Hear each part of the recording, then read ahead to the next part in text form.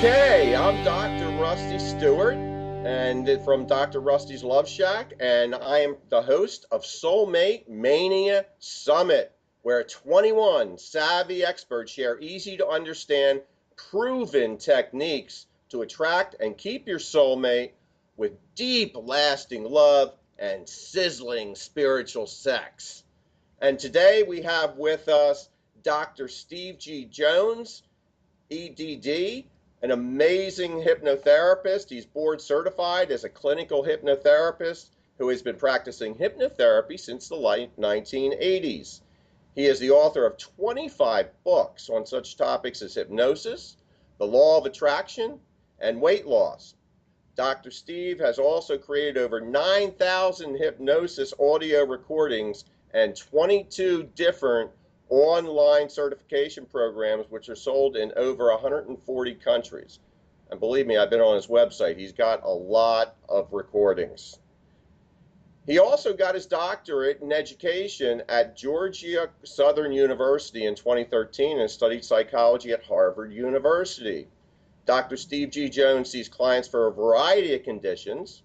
Among them are weight loss, anxiety, smoking cessation, test taking, phobias such as fear of flying, nail biting, road rage, anger management, IBS, general wellness, pre-surgical and pre-dental pain control, natural childbirth, and many, many others.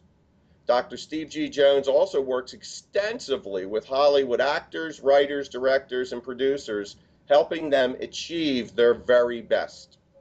Dr. Steve has been featured on Bravo's Millionaire Matchmaker as both a hypnotherapist and a millionaire. Additionally, Steve has been interviewed on CNN, ABC, NBC, and CBS. So let's have a warm welcome for Dr. Steve G. Jones. Thank you so much. We are so blessed to have you today. Welcome. Hey, Rusty, thank you. Great to be here. Fantastic. So I'm interested, like, how did you get involved with hypnosis? Well, I was in military school. My parents sent me there. You know, a lot of parents threaten to send their kids to military school or boarding school. Mine followed through. So there I was in Riverside Military Academy in Gainesville, Georgia, and I felt trapped. I felt stuck. So I got a book on hypnosis, The Complete Guide to Hypnosis by a PhD psychologist, Leslie LeCron.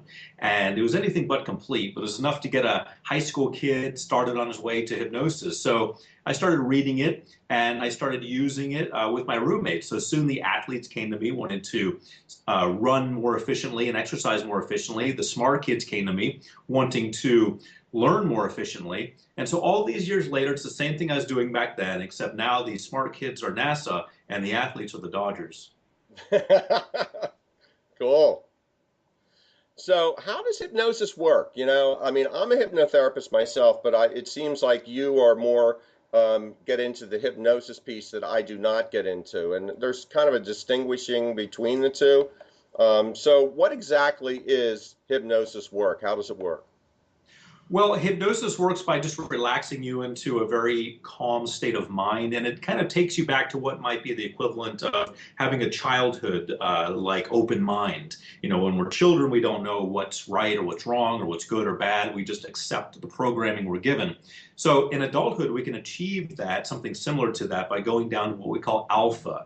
Now, in normal awakening consciousness, we're in what we call beta, where we're wide awake. If we slow down just a little bit, we get into alpha. And in that state, it turns out that we are very suggestible, very programmable. So we put someone in alpha through relaxing words and statements that are designed to calm them down. And then once they're in that state, we're talking to the subconscious mind and we can actually reprogram it. That's amazing. And what is your success rate?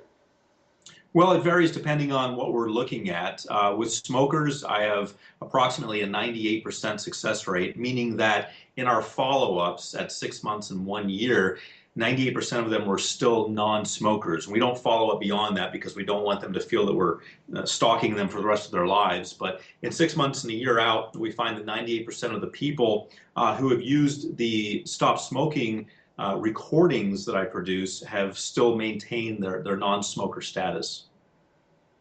Great. And are there people that cannot be hypnotized? I mean, I frequently get that people come in and it's like, oh, I can't be hypnotized. How true is that?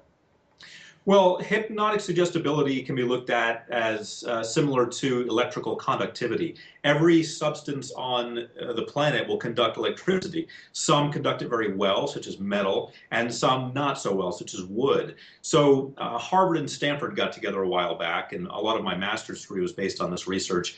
They created something called the hypnotic scale of susceptibility. I like the word suggestibility a little better.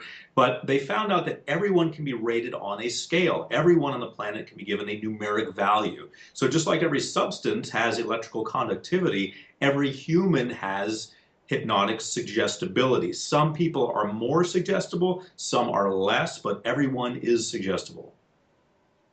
Cool. So you talked a little bit about how most of these people, when you follow up with them, are still, basically not doing the behavior that you help them to alleviate. So are the effects of hypnosis permanent, or do you need to like have a buffer session to kind of like get back into it, or is it pretty much going to stick with you the rest of your life? Well, I like what Tony Robbins says about it.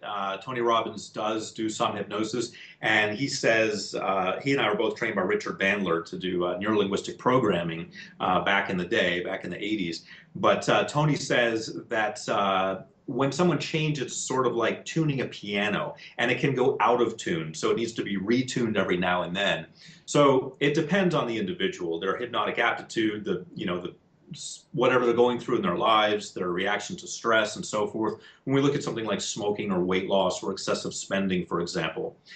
So what I suggest is that if someone has a period in their life where they go back to the activity that they want to quit, that they had previously stopped and they go back to it, to just re-expose themselves to the hypnotic program. And that's why recordings are so great, because they can just listen to it for a few nights as sort of a booster shot, if you will. So that does happen from time to time. So, with different people, I run into many people that have different addictions and different obsessive compulsive behaviors.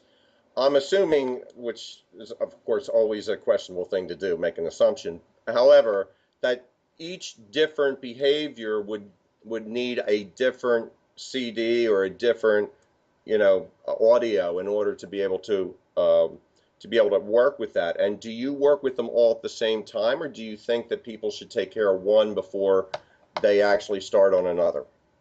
Well, they do all have an underlying energy, if you will, from the individual. Compulsive behavior all stems from the same seed, essentially, subconsciously. What I like to do is to pick the most prevalent one.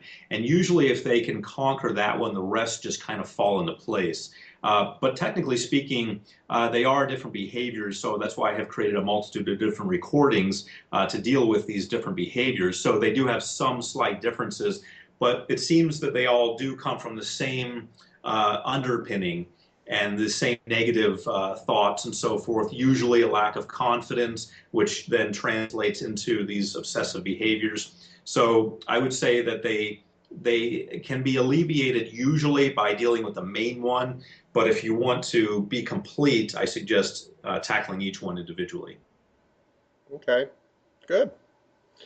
What are some of the misconceptions of hypnosis? I've seen a couple of the more stage hypnosis things in my life. But what are the misconceptions of hypnosis? Well, and I have a few friends who make their living professionally by doing stage hypnosis shows, and I think it's a wonderful way to make a living. Well, first of all, that's real. When you see someone on stage singing like Madonna or Michael Jackson, and you think that's the most reserved dentist I've ever met. He would never do that. Why is he up there talking into his shoe like it's a phone and singing like Madonna and dancing with a broom handle? Well, it's because they were specifically chosen for their hypnotic aptitude. They're usually a series of suggestibility tests the hypnotist will have them do, stick their thumbs together, and they'll say, okay, your thumbs are tightly pressed together. Most people will say they're not pressed together, but the few who are stuck together have passed that suggestibility test. They're invited up on the stage. And then they're subsequently asked to leave the stage. From that group, people are asked to leave the stage if they don't perform. So either people who are not following orders well or who just aren't that suggestible will be removed from the stage. What you're left with is a few hams, a few people who are faking it, who just want to be up there to show off for their friends, and some people who are very suggestible. That's the majority of the people on that stage. So, big shocker, the people on the stage in the stage hypnosis show are usually not playing around. They usually don't remember it afterwards. But we take that entire world and we put it over here. That's the world of entertainment. The world of clinical hypnotherapy is the world I work in. That's where I want people to lose weight or stop smoking or overcome fear of flying or become motivated. So it's the same essential process. I'm putting someone into hypnosis, but the standard is different. I'm not shooting for entertaining the masses. I'm shooting for getting them to overcome something. Okay, so are people aware when you're working with them in hypnosis that they're actually in trance? I know in the way that I do hypnotherapy, they're always aware of everything. They're just kind of being regressed. But um, I also, like you said, with entertainment, they don't remember necessarily what happened. So are people aware of what's going on when you do hypnosis on them, or even when they're listening to your audios? It really depends on the level of the state that they're going into. The stages of wakefulness and sleep are no different from the stages of wakefulness and hypnosis. So we start out with beta, full awakening consciousness. Slow down just a little bit will be alpha. If we were to go into that state during hypnosis, we would probably be aware and we would actually not think we were in hypnosis and we would have a full recollection afterwards. But if we go down a little lower to theta or even delta, the deepest stages of hypnosis and the deepest stages of sleep, because the scales are exactly the same, hypnosis and sleep. If we go down to theta or delta, they probably wouldn't remember what happened during the session. So that's largely out of the control of the hypnotherapist. It's really dependent upon the individual, their hypnotic aptitude, how tired they are, how suggestible they are, how stressed they are, and so forth. Okay, so somebody doing this on their own with your audios, there would never be a problem of them not being able to get out of trance, right? Right. They would, my audios are designed for nighttime use. So the understanding is you listen to them at nighttime, you let them put you to sleep, you wake up in the morning refreshed and relaxed.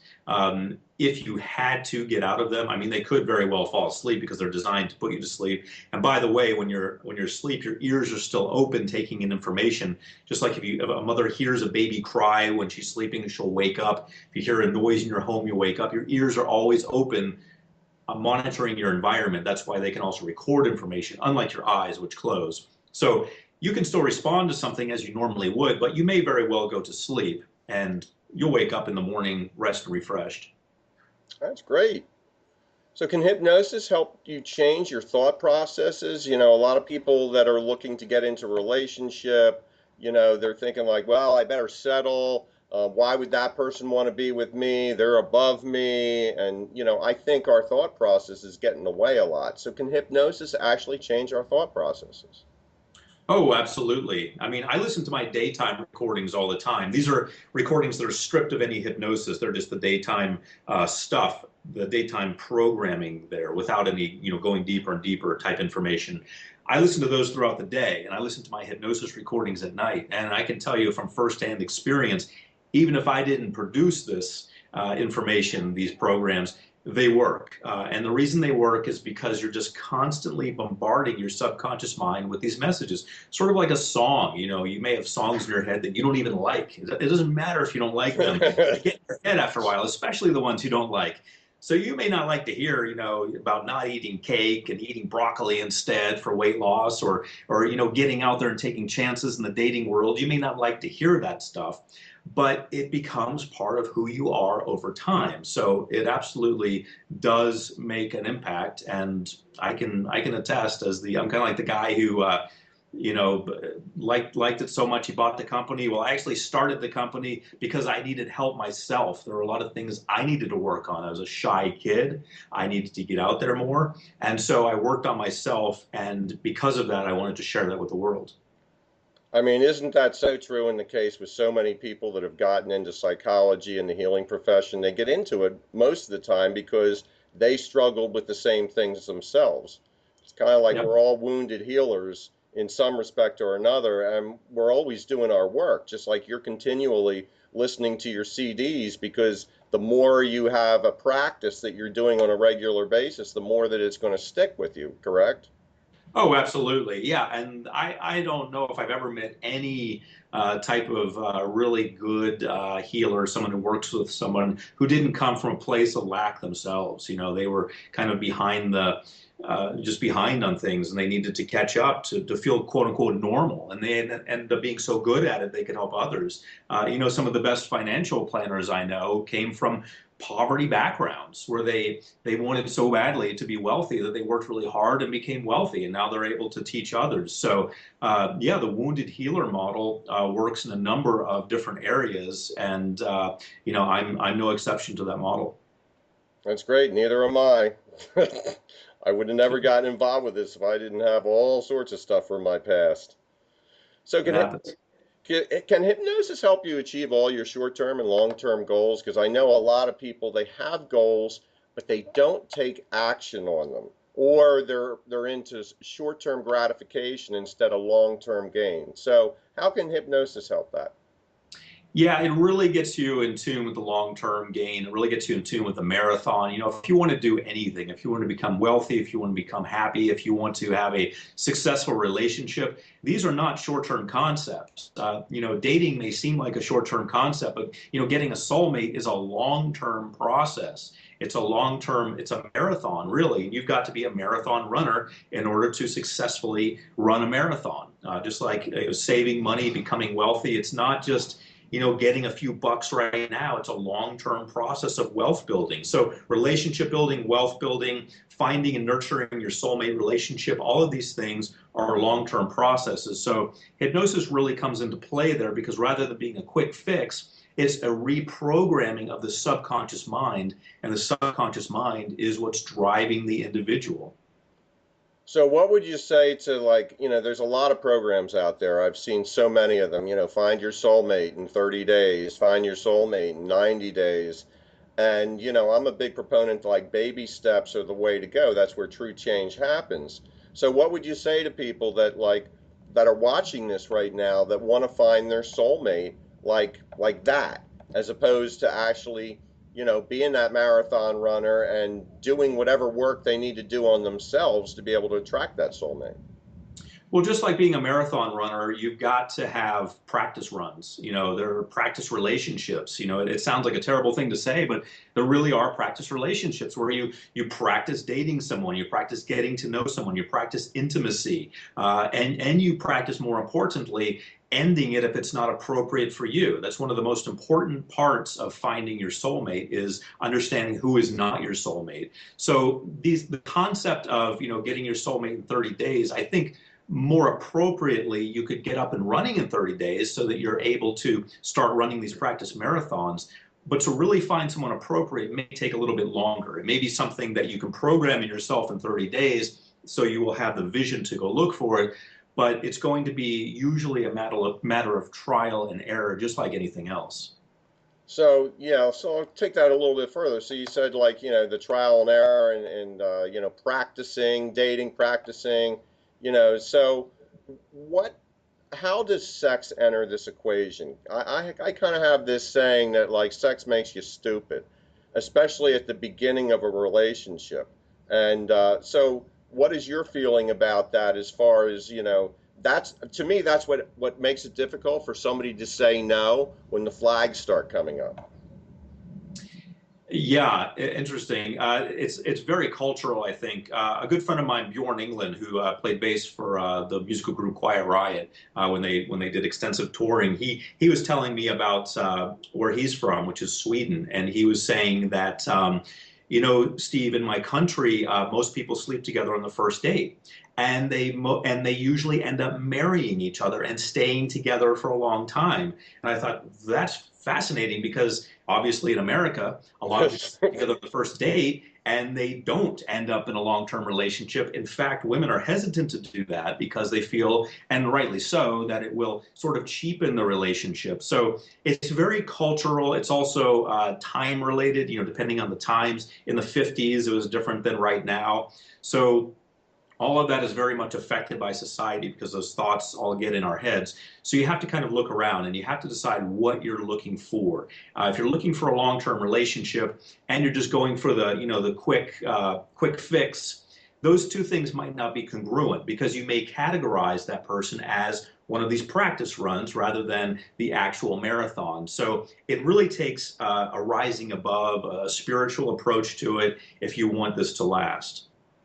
So I'm once again assuming that hypnosis can really help in sexual healing, sexual abuse from the past, whether it be men, women, and how effective is that? Because I mean, I have clients that come in here, and the person was sexually abused, whether it's a man or a woman, and they just can't seem to be comfortable being in that deep, intimate sexual place with their partner. And I frankly haven't seen a lot of them really change that much. Yeah, it's a tricky place. Sometimes that requires more extensive therapy. People normally have one of two reactions when they're abused early on, which is either they become very prudish, or they're avoiding relationships, avoiding sexual contact. They tend to sometimes gain weight to make a barrier, make themselves less attractive to the opposite sex, so as to avoid these interactions. The other reaction is the other extreme, which is sleeping with everyone all the time and having a number of cheap relationships because they feel that that's what love is, and this person won't love them unless they're sleeping with them. So that can be really difficult to work on if they have those deep-seated issues. I find that with hypnosis recordings that are designed for releasing that, there is some powerful effect. There is some positive correlation between using the recording and getting above it.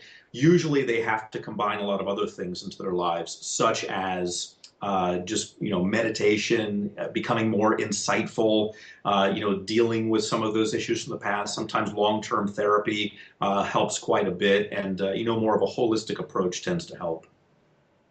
Okay, great. I'm very much in alignment with that. I find that, a lot of people want one thing to work, and integration and adding other things, I think, really helps, come from every angle with people because human beings are so multifaceted.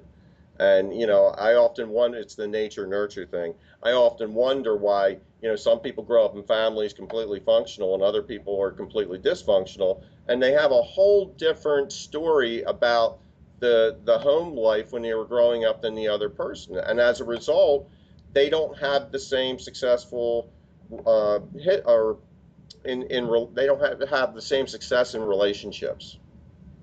Yeah, and it's interesting. And I remember seeing an interview recently, or hearing about it with the young musician who's up and coming. Of course, a Lord from New Zealand.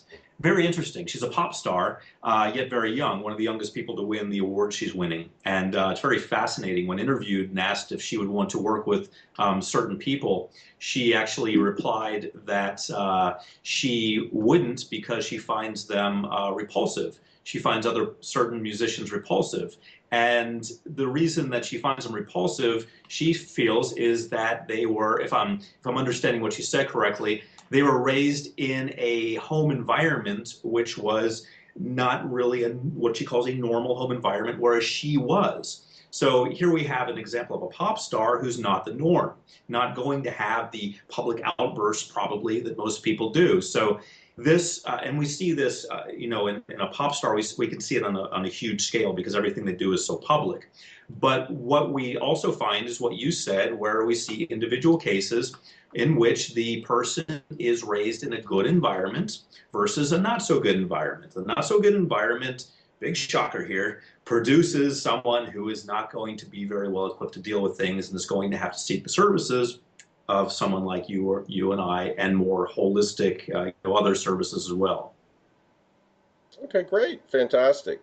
So, what is, everybody seems to have a different definition of a healthy relationship. What is a healthy relationship to you?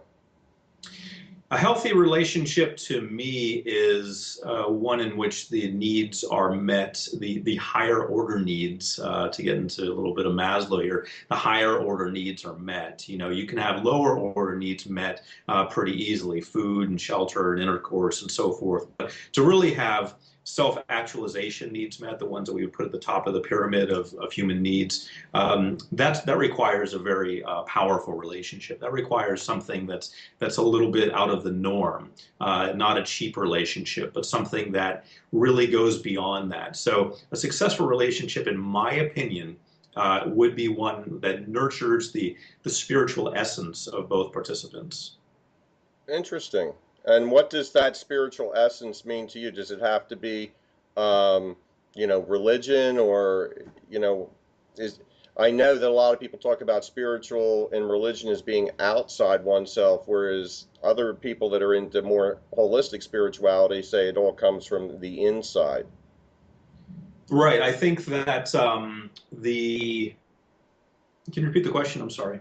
Yeah, a lot of people believe, like I asked you about the spiritual part of this, which I think is very important, and how much is the religion that looks more outside of themselves for spirituality, and then the more holistic people who do more of the non-dogma or not religion that are more spiritual believe that it comes from the internal, the higher self. You're getting a little bit, we've got a few factors there. So you're asking, you've got a very dogmatic religion on one side and a more spiritual concept on the other side. Is that correct? Right.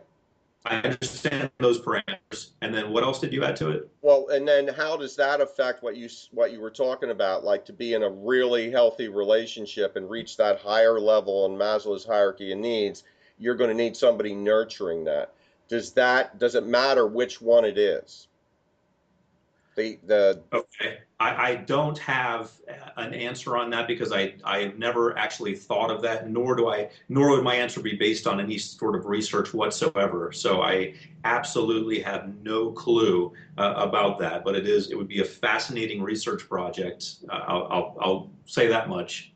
Okay. Well, I don't know the answer to that either. That's one of the reasons I asked it. So, I could speculate, but it's in a dogmatic. I mean, I was a preacher for the Church of Christ for 5 years, so I've been in a dogmatic situation where I was in a dogmatic type of rules and regulations and so forth. I've also been a free spirit. I left the church, no longer preached as of 1995. So, for a long time, I've been not a preacher. I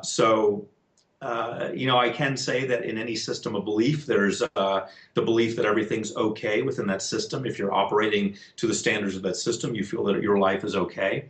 Whereas if you're not under the dogma of any, and I don't say dogma to be negative, I just mean dogma to define set rules.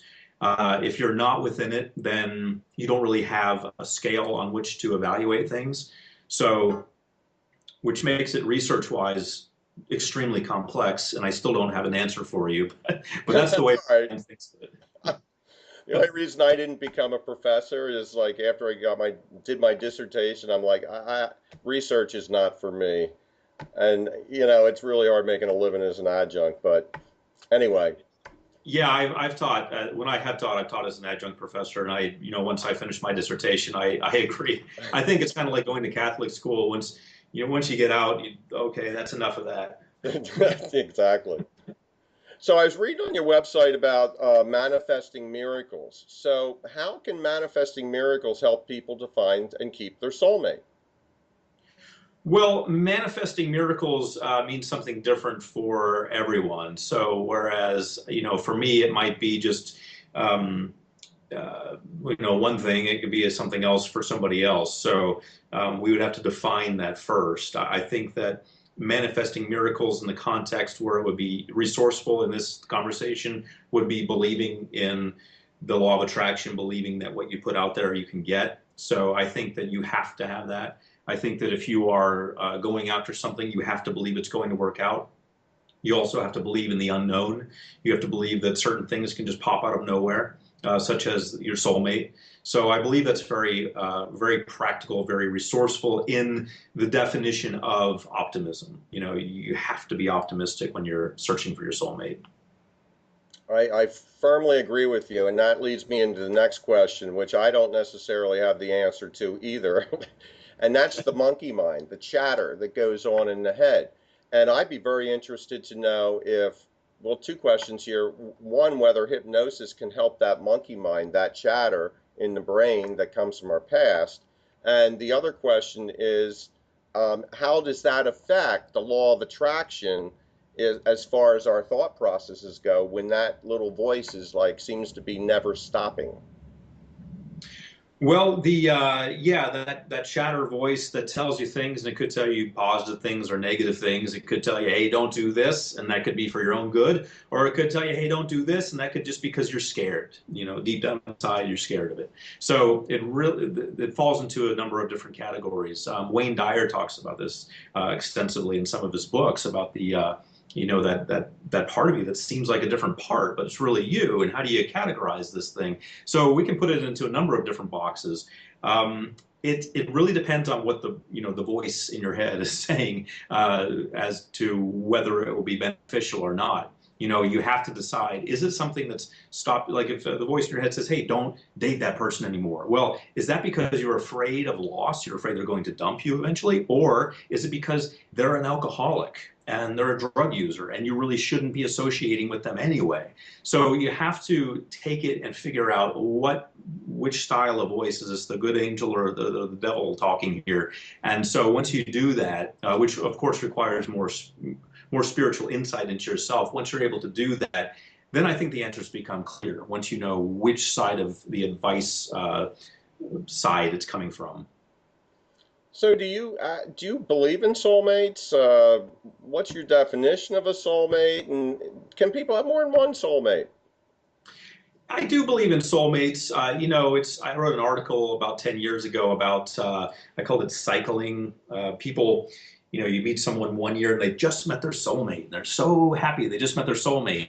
And you meet them the next year and they just met their soulmate. And they're so happy they just met their soulmate.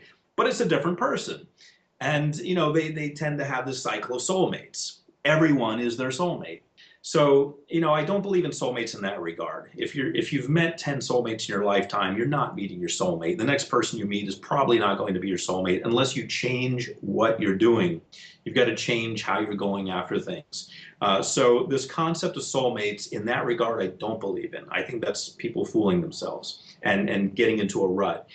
In the spiritual concept of it, there's that one person, maybe two or three people in your life that you meet and you bond with. Yeah, I believe in that. I believe that there's that possibility out there. I believe that there is that beautiful concept which is reality, and it really comes down to just getting focused. What do you want? Because you're going to attract whatever you want, whatever you focus on. I mean, if you go out looking for a job, you're looking for a specific type of job. You don't just go out there and say, I'm looking for a job.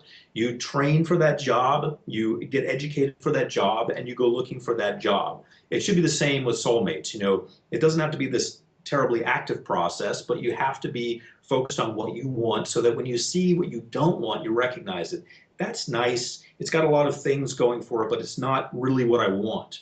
This here, well, I don't know if it is. I'm going to find out. Oh, I found out it's not, so I don't want that. Or I find out that it is, so I do want that. So I believe in a more intellectual approach to the spiritual concept of looking for a soulmate. Good answer. Now I'm going to follow up with something else, which in Psych 101 says does not exist, and that's intuition. And I actually believe in intuition from the way my own meditations, breath work, and stuff that's been able to let me know as a barometer what's intuition and what's ego. The way I'm using ego is just, our regular brain wave state. How important is that? And can hypnotherapy or hypnosis actually help people to get more in touch with that gut feeling or that intuition? Yeah, it's very important. And even if we take the metaphysical aspect out of it and just say that, on a basic level, our subconscious mind knows certain things and it can give us hints at it, then it becomes, acceptable for most people. Most people would agree that you instinctively know certain things from your past. If someone's, one time I remember I was actually shot at, someone with a gun. And this is a true story. I Oh, was walking, it was about 1 in the morning, and I was walking, and these three guys approached me. Something told me that something was wrong here. I turned around and started walking away from them, and which normally would seem rude to me. Normally I wouldn't do that. It would seem rude, but something told me that I should do that. And then I started running a little bit, and then I started running more. They started running after me and actually shot at me. And they shot, luckily, off to the right, but it was a very high caliber weapon that they were using, a high caliber bullet. Yeah. So, it's a very bizarre situation to find yourself in. I've never found myself in that situation before or since, but if I hadn't done that, I would have been killed. And so there's something, and I still don't know consciously what it was. There was no indication to me other than the time of night that something was not quite right about that. My subconscious mind put all the pieces together and gave me this intuitive idea that I should turn and go the other way, and then I should run. And then, of course, I ran much after they started shooting. I started swerving, running more quickly. So you initially get this hit, this subconscious hit, and it could be from the universe, if you want to look at it that way. It could be from the assimilated information you have throughout your life that puts the pieces together for you. But whatever it is, it's a really good idea to trust that. So I do believe, unlike Psych 101's teachings, I do believe that intuition is real, but I also believe that there may very well be a very sound scientific basis to it. And beyond that, I believe that we should pay attention to it, especially when it comes to interpersonal relationships, such as dating. Interesting. So, can you tell us more about the recordings that you offer? Because obviously, a lot of what we've talked about, people are going to be really interested in, trying some of this stuff on for themselves and getting results. Yeah, absolutely. Well, the hypnosis recordings that I have, they took me about 2 years to produce, and I spent a little over $100,000 because I did it the most expensive way possible. I built a studio from the ground up. I hired 2 college graduate sound engineers using Pro Tools, which is what they use in movies. We used a handmade mic, a Rhodes mic from Australia. We just had the best of the best, and so in doing that, we figured, well, we might as well produce as many possible things as we can. And so that was consumer based. People were emailing, do you have a recording on this? No, but we will soon. And we put it on the to-do list. So we just knocked them all out. We took our time doing it. So in 2 years of doing this, spending a lot of time in a recording studio, I got a lot done. And so these are quality recordings. My platinum level recordings, which are the most popular, are a full hour long. They have one of 5 different musical backgrounds, one of 10 different introductions, meaning the induction and deepening used to get you into hypnosis. So they're if you get a few of them, they're not all the same, background music or the same introduction, what we call the induction.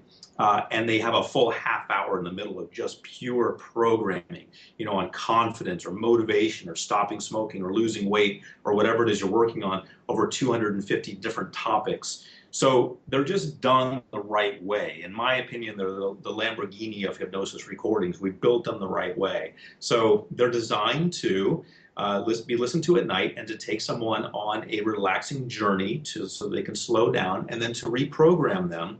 And they're also designed to be listened to 21 nights in a row. And if you have a few of them on a similar theme, you can alternate between 3 of them. One night, one the next night, one the third night, and just rotate like that for 21 nights. But they're designed to give you the change that you need. So where can people find more out about this and order these? Well, they're available at my website, stevegjones.com. And the good news about that is I've got a free recording there that people can get. So you can try it before you buy it. You can, it's on me. Just go ahead and use it. And that one's on developing your wealth potential. Ever since being on the Millionaire Matchmaker and being, presented to the world as a millionaire, which is thanks to me being able to help so many people. People have come to me wanting wealth advice. So we've got a free recording on there on tapping into your millionaire potential.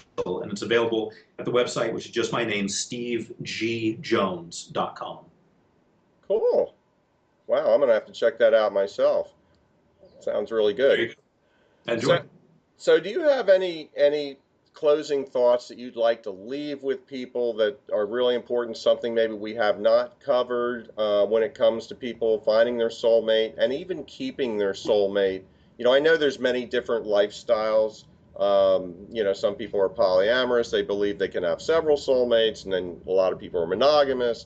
So what could you leave as a common theme for people as far as, you know, attracting and keeping your soulmate, and also that sizzling spiritual sex too?